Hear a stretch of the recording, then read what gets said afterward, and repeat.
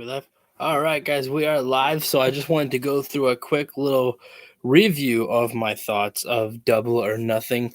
We're going to go ahead and open up with the Blackjack Battle Royal because I did miss the Hardy Boys Hook, Ethan Page, and the Guns matchup. So I cannot really talk about that as I didn't get to see it. But the Blackjack Battle Royal matchup was very fun. And they actually, made it to the point where they were definitely making Big Bill look very good in this matchup. And Ricky Starks, apparently I didn't see it, but I guess I know he eliminated Jay White, but I don't remember him eliminating Juice Robinson. But Ricky, it was a great Final Four. It was Orange Cassidy, Swerve Strickland, Dustin Rhodes, and Brian Cage, I believe, was the Final Four in that Blackjack Battle Royal. It was a very fun opening start for it. The next matchup that we had started was the unsanctioned match, which was number 2, which was Jericho and Adam Cole. Pretty much the JAS, Sabu, and Roderick Strong pretty much got out of the ring very quickly and just left it to Jericho and Cole to fight with each other. And the match was pretty good. There was a couple of missed spots in there that happened, but that shit happens. One thing that I didn't like at first was the fact that Britt Baker came out and was actually laying in some shots to Jericho with the kendo stick, which I get it. It's plays into the story, but then I'm like, okay, he can't defend himself right there. That's fucked up. Thankfully, Saraya came out there, but Britt Baker quickly chased her off to the back as well too there, and the finish was a little bit interesting, but at the same time, not something I was a huge fan of. Was the fact that Adam Cole, hit the boom on Jericho twice, the knee to the back of the head, and then he just kept repeatedly punching Jericho while he's down on the floor there. And Jericho was not making any movement whatsoever. And so Aubrey Edwards just called the match off there as a referee stoppage, which to me, I was like, wait, in an unsanctioned match, I was like, we're calling it? I was like, to me, that just doesn't make sense. But it has been announced that Jericho requested that he and Saraya will be taking on Adam Cole and Britt Baker in a mixed match tag on Dynamite. So clearly the feud with Jericho and Cole is not over, and I know some people are going to be like, ugh, of course it's not over. Chris Jericho needs more time for him and Cole to get together in this feud here. But to me, it just the way that the match ended, I don't think you want that to be the ending there. Adam Cole wins by a ref stoppage, and that's how we end this feud between Cole and Jericho. I don't think so. There's still more that's out here.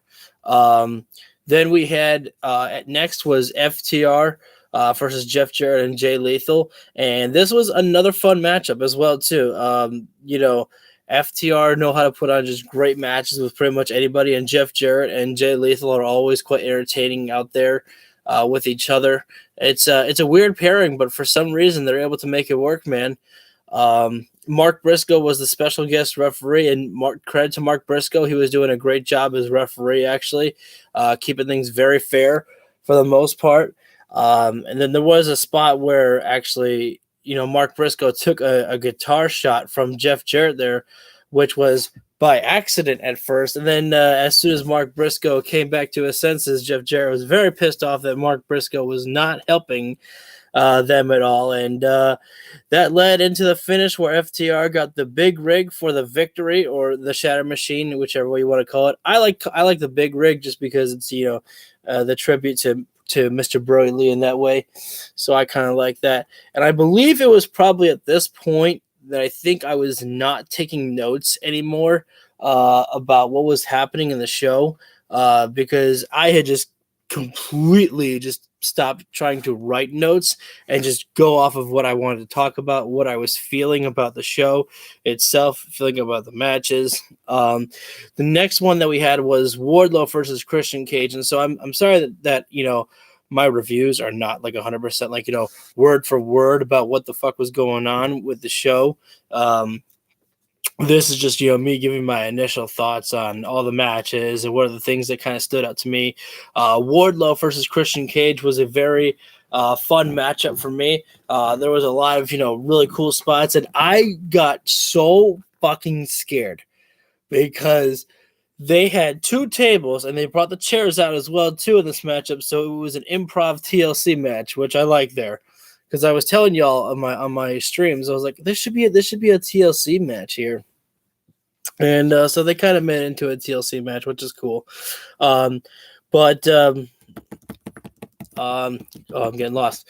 Wardlow had Luchasaurus, and before I can get to that part, there was a weird spot where Luchasaurus, had Arn Anderson in for a chokeslam, and Arn Anderson ripped out Luchasaurus's thumb, started biting down on it, and he looked like he may have bitten off a nail of Luchasaurus or something because Luchasaurus's thumb was bleeding. I have no idea how that happened there, but that was just an interesting sight to see there. But anyways, Luchasaurus got laid out and was laid across two tables, and fucking Wardlow.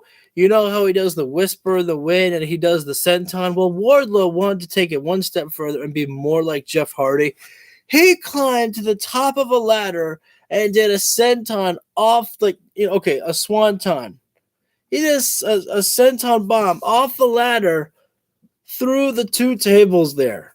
I was like, this big man is able to just, balance himself up there like that. I'm like, oh my God. And dudes, I kid you not. I don't remember which spot it was, but Christian Cage was setting up a ladder. He was climbing up it. What does Wardlow do?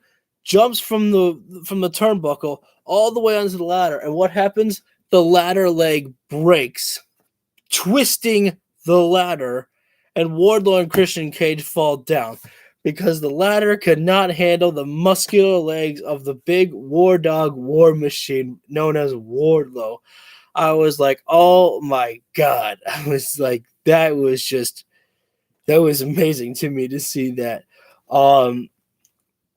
But yeah, Wardlow gets the victory in this matchup after hitting a power bomb on Christian Cage. Yeah, Christian was holding on to the title. Arn Anderson pushed the ladder off and leading right into the capture from Wardlow for the power bomb. And I think it was only one that he took. I was actually scared at one point. There was a ladder that was bridged across the ring apron and the barricade with the crowd there.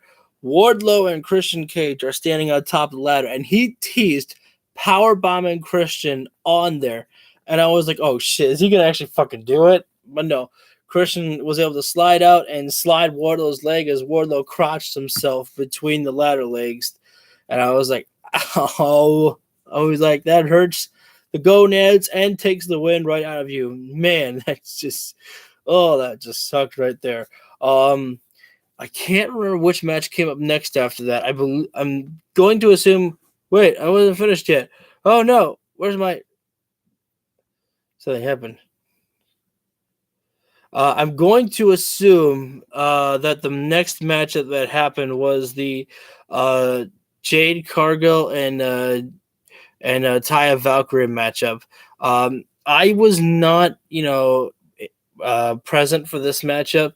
I had to, take 5. And but I came back for the end there, and Jade Cargill got the victory as I wanted. And actually, that was a pretty impressive spot. Taya Valkyrie hit the Road to Valhalla on Jade Cargill, and I thought that was actually going to be it, but it was not. Jade is celebrating with the title, and then all of a sudden, Smart Mark Sterling says, no one can handle this woman right here. What she takes on everybody, and everybody fails, and it's like, there's nobody left. And what happens all of a sudden? I don't remember what Chris Statlander's new theme song sounded like, or if she had one made, but instantly you saw the movie show up. There was no mention of Chris Statlander's name. The crowd just exploded. They didn't care who it was, but maybe they knew who it was, and then Chris Statlander came out there, and I thought we were just going to have a stare down. No. She literally came out, and Jade was like, all right, let's do it. And I was like, wait a second, we're doing this right now. And then I was like, telling myself, I was like, if she gets herself disqualified, if she, takes a count out, the streak's over. She loses. I was like, no. I was like, what's gonna happen? I was like, no way. We're doing it tonight. And then they had a small little back and forth and Jade Cargill and Chris Statlander. It wasn't much, but I mean, Chris Statlander won. And it's so weird. The commentators put over more of the fact that we have that Chris Statlander is the second ever TBS champion. We have a new TBS champion, but they never mentioned the fact that Chris Statlander is now the woman who beat Jade Cargill to end the streak of Jade Cargill. The announcers didn't really seem to mention much of that. I was like, dudes, I was like, the streak's over. I was like 60-1 now. I was like, holy shit. I was like, I was shocked to see that happened on this night. It was like, we're not going to wait. We're just going to do it. I was like, you're just going to do it? I was like, damn. I was like, and you can, say that, Jade Cargill, she let the ego get the better of her. And, maybe she can blame Smart Mark Sterling for actually making this matchup possible, or she'll be able to blame the fact that she wasn't 100% after her matchup. So, but I definitely think we're going to be getting a rematch with Jade Cargill and Chris Statlander, which I'm all for there. The next matchup, now, again, I wasn't really taking notes at this point, so I don't really know what the next matchup was, but we're kind of going off of what I think it might have been. I'm going to say that it was the Women's World Championship matchup of Jamie Hayter versus Toni Storm. Toni came down to the ring at first, as the challenger should always come down to the ring first. And then Jamie Hayter's music hit at first, but there was no sign of her yet. And I said to myself, Toni, don't you false book. That's not you. I was like, don't start this. And no, he delivered. Jamie Hayter, though, was being beaten down by the Outcasts, and then eventually Britt Baker came down to make the save. Therefore, for Jamie Hayter, chasing off Saraya once again, I believe, for the second time tonight, and then Toni and Jamie Hayter, they didn't have the best matchup, but again, Jamie Hayter is actually hurt, and so she's kind of pushing through with what she can there. But I liked the callbacks, actually, is the fact that, Ruby Soho had ripped off like the turnbuckle pads there, and Toni had used that to her advantage to get Jamie Hayter pushed right into that turnbuckle, the exposed turnbuckle there, and hit her with Storm Zero, and it was a 1, 2, 3. What I actually really liked, though, as well, is the fact that Jamie Hayter, she hit the Haterade, but she could not get the cover because the Outcast had did so much damage to that arm of Jamie Hayter's that she just was just so hurt that she couldn't even go for a cover there at all.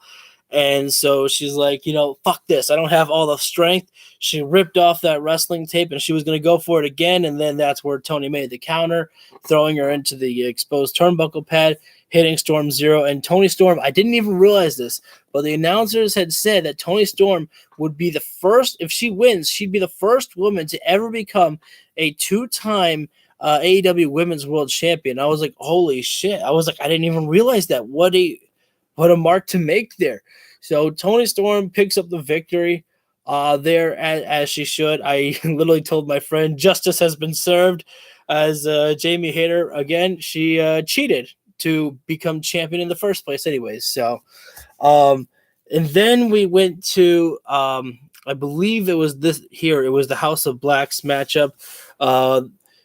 You pretty much knew exactly who was answering the call after all the momentum that the Acclaimed were riding from Rampage. You knew that they had to be the ones to be answering the call of the House of Black there. Man, it was pretty much like, there were times where it looked like the Acclaimed, were, rocking and rolling and making some movements.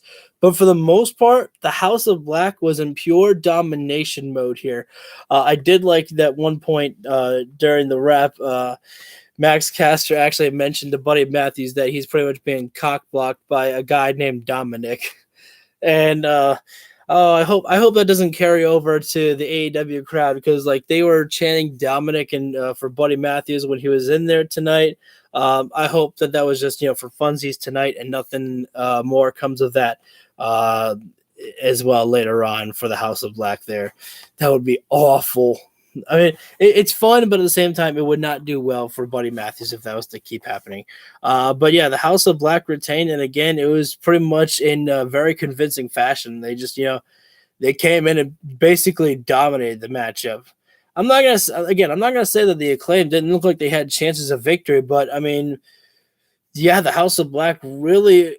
This is and the House of Black are still over, man. I was like, mostly every single time the graphic came up for the House of Black, you could hear the crowd exploding a little bit there, which was really good to know that the fans are still very invested. And I forgot to say about this: Orange Cassidy retained in the Blackjack Battle Royal. I'm so used to calling it the Casino Battle Royal. I miss it, Tony Khan. You can bring it back. But Orange Cassidy retained in the Blackjack Battle Royal. And you guys know how I feel about, the International Championship. And then I think that Malachi Black should be the one to put an end to it of Orange Cassidy. Why? Because, again, let me just remind you all, is that when Orange Cassidy injured his hand, which is still taped up, when he injured his hand, he did the orange punch, but Buddy Matthews picked up one of the trio's titles and smashed his hand into it, causing the injury there. And Orange Cassidy, as they've been saying, has been being beaten down. He's getting worn out from defending his championship so much. And remember that Buddy Matthews also was one of the people that Orange Cassidy had beaten once or twice, I believe, defending that international championship. And so it's like, Buddy Matthews is not the leader of the House of Black. Malachi Black is the leader of the House of Black. So what if Buddy Matthews is just the sacrificial lamb for the greater good for Malachi Black to win the championship? That he was Malachi Black, remember this, he was one of the 4 participants in the very first matchup for the All-Atlantic Championship, as they called it back then. So could be Malachi just trying to get back where everything seemed to start going wrong for him a little bit there as well. And then we had the 4 Pillars matchup, which at first I was not happy with the title match going on before the main event. I was like not really a fan of that because it's like, I'm kind of old school, I guess, and I feel like that the championship match should always go on last.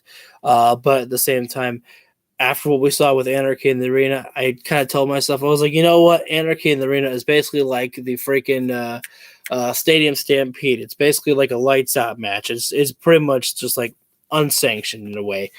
What it is sanctioned as well too there. But anyways, these 4 men, Sammy Guevara, Jungle Boy, Jack Perry, Darby Allin, and MJF, they delivered, man. It's like if you got what you wanted in this matchup here. I was again, it was like one of those moments, like how I told you all that I was on like the edge of my seat when I was watching the Roman Reigns and Sami Zayn match back in Elimination Chamber. It's like I told myself that I knew that this was MJF's time, that he was, not his time. He is the champion, so it's still his time. But I remember like telling you guys, it's like it just doesn't feel like it's Darby Allin's moment. But even though I said that, I still was on the edge of my seat in this night, and I was like, "Oh, come on, just let it be Darby." I was just being a fan in that moment there. I was just so ready for it to happen, and literally, there was a moment where Darby Allin hit the coffin drop on MJF, I believe, and he wasn't satisfied with that with enough. He went for a side headlock takeover. 1, 2. Just mere seconds away from that 3 count, and Jungle Boy stopped that, and I was like so like pissed at that point. I was like, "Fuck you, Jungle Boy! Damn it!" Oh man! But then there were so many great spots in this matchup here for this 4 Pillars 4-way matchup, man. It's it's pretty much exactly what I think that you really wanted from these guys to deliver, and they really delivered. Sammy Guevara, which was, and everybody had actually poor Jungle Boy. Everybody had cool entrances, and Jungle Boy just had his regular entrance. Sammy Guevara came out with Ty Mello. He had the cute cards, and actually, had the announcement that he and Ty are expecting to have a baby, which is awesome. Darby Allin came out skating down a ramp with a half Elvis and half like skeleton suit, and that was like so freaking cool. I was like, damn, I want a suit like that. And then MJF came out looking so damn cool with his entrance. He was being brought down from the heavens in like a chair wearing the devil mask, and it honestly was playing his theme song in a low tone at first. And I was like, damn, this is a fucking great entrance for the champion. And then when it hit the stage, when the chair was done, being descended, then it hit MJF's regular music, and just a great finish as well too. MJF had placed the title on as Darby Allin was going up for the Coffin Drop. MJF placed the AEW World Heavyweight Championship on the Jungle Boy, and Darby hit his back first on the title there. Jungle Boy obviously getting hit with the effect from the Coffin Drop as well too there. But if that wasn't bad enough, MJF picked up Darby Allin and still beat him with a headlock takeover again. That dastardly son of a bitch, MJF, man. So MJF retained, and finally we had the Anarchy in the Arena match. Look, I'm going to be honest with you. I can't, even begin to tell you with all the spots that happened here. I mean, I'll list off a few that really stick off in my mind here. And actually, it was quite interesting. The announcers were not up at the usual side by the stage. The announcers were actually, right where the action is, like how in WWE is there. The announcement table did not break tonight. Nobody used it. I mean, they used it to throw people on it, but they never broke it. But Claudio took Matt Jackson out to the parking lot, got inside of a pickup truck, and hit a pile driver in the bed of a truck. No protection from what we saw. Like, they had a shot inside of the truck, inside of like the bed of the truck there. No protection there at all. Freaking Matt Jackson later came down and hit a super kick on Jon Moxley. Not just any super kick. Oh no, the shoe exploded. I shit you not. The shoe exploded. And oh god, I feel like I'm not doing it justice. They did have a poker chip out there. They had one single poker chip, and I was like, because mostly the stage was all just the lighting, like a Titantron, basically, just like how they do it in WWE. And I was like, come on, guys, where's the setup? Where's my poker chips at least? So we did have one poker chip. And not only was the poker chip there, but on the back of the poker chip was barbed wire. Yes, Jon Moxley, barbed wired the poker chip. Let's see, what else happened in this matchup? And it's just anarchy in the arena.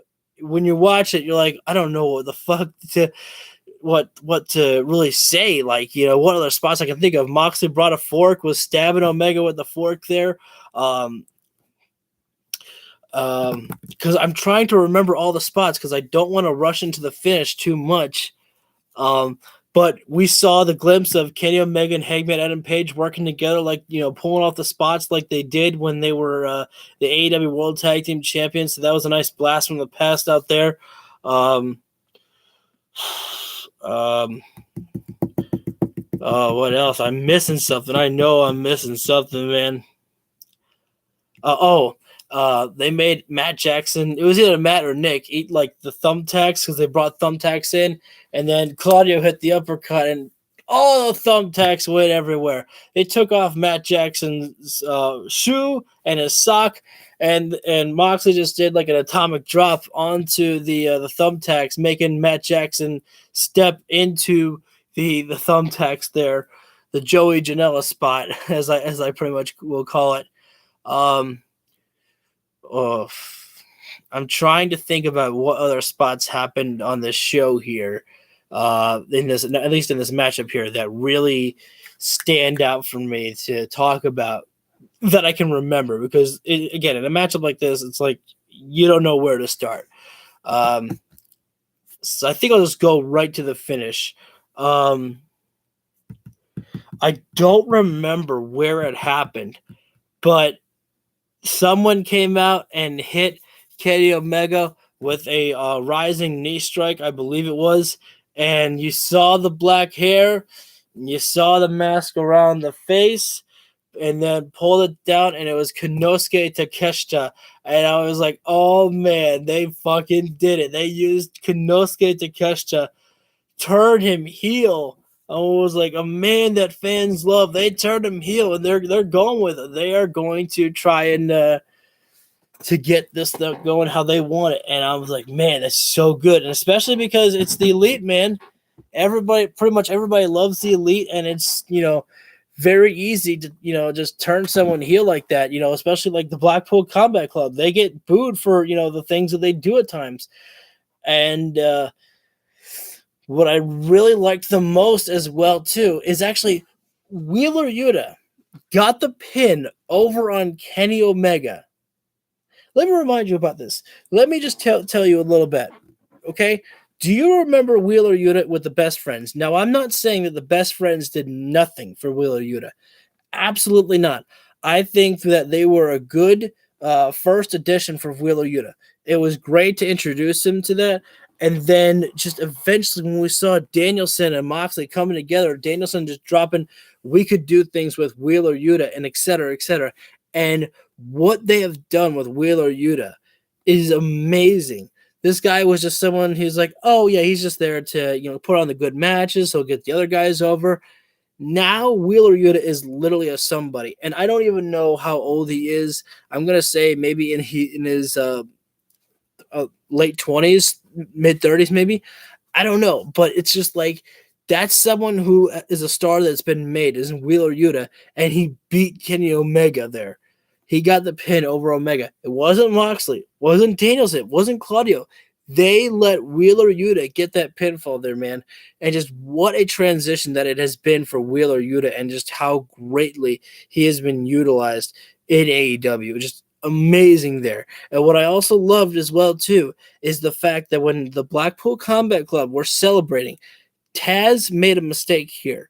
He said, from my eyes, it looks like that Konosuke and Don Callis are all in with the Blackpool Combat Club. I'm like, Taz, you're not seeing it.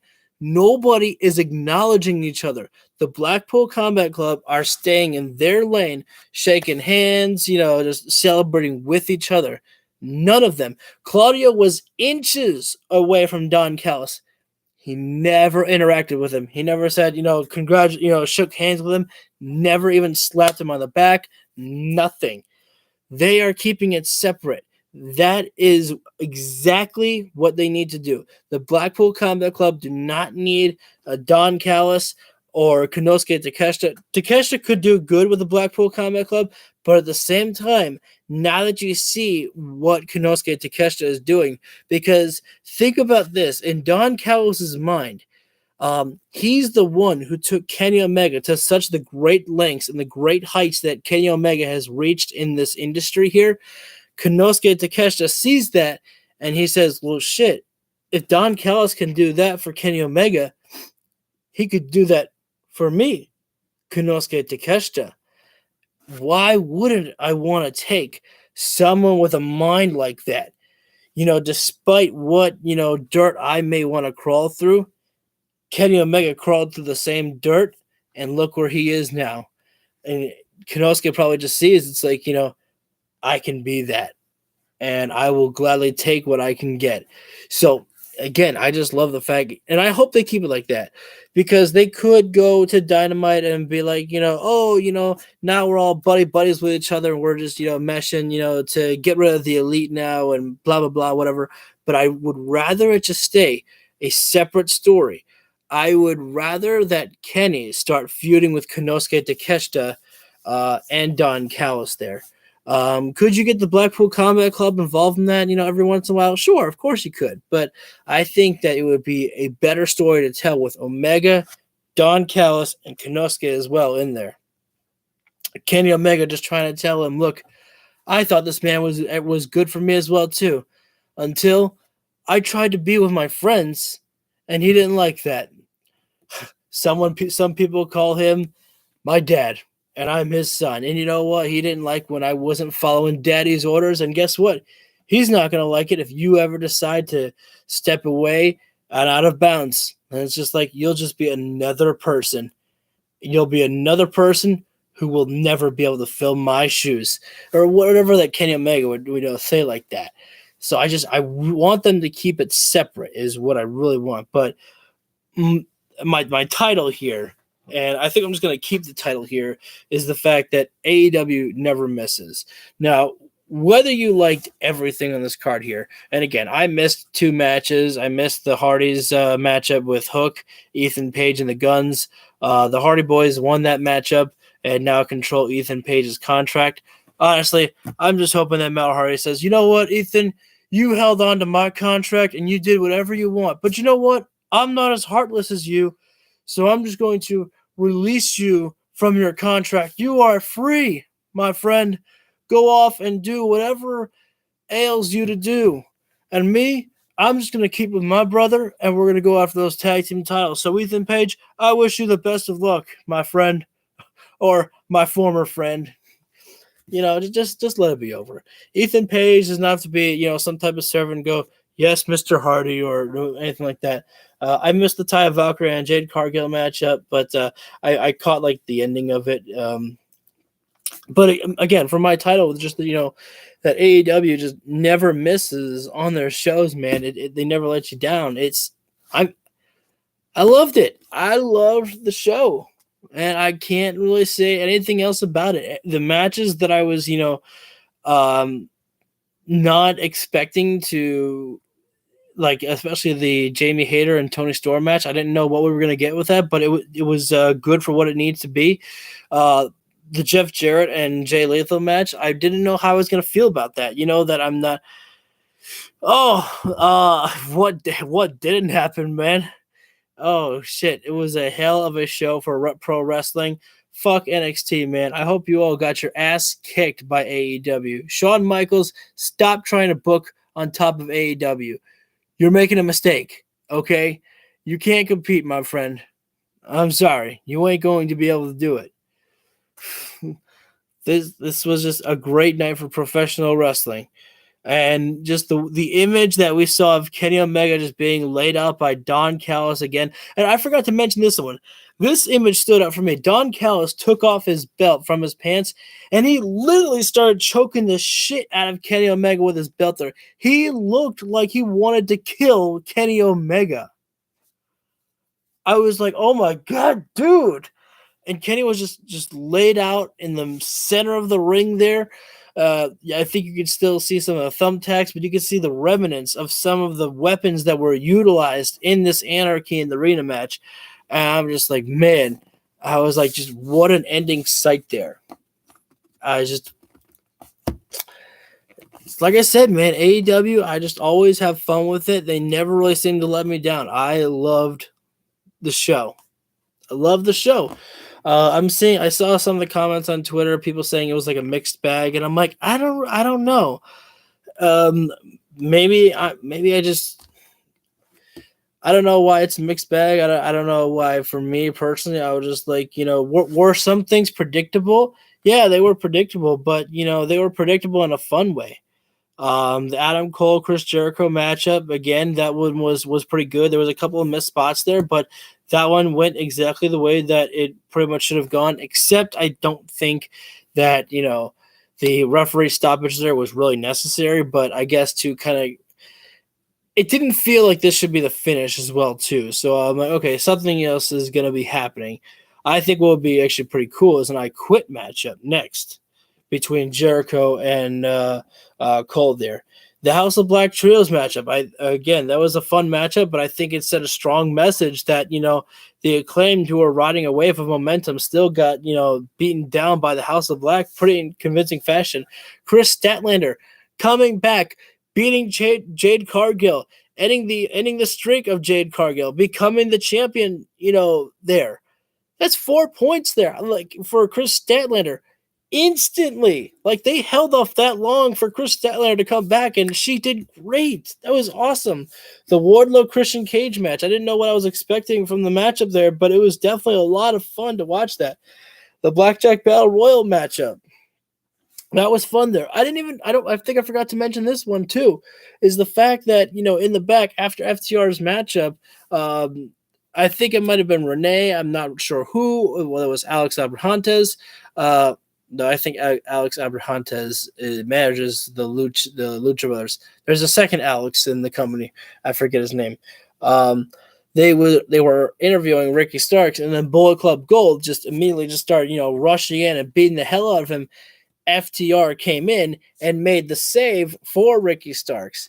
And then I just got me thinking, I was like, wait a second. You got the three of them. You got the two of, Juice Robinson and Jay White. We need a third man to kind of, even up the odds there. Who's joining Bullet Club Gold? In my opinion, the one person that I think could really benefit from something like that would be Brian Pillman Jr. It's just, to me, Brian Pillman Jr. just has the look, his hair, the sunglasses, the jacket that he wears. He just has that look there that would fit with Bullet Club Gold.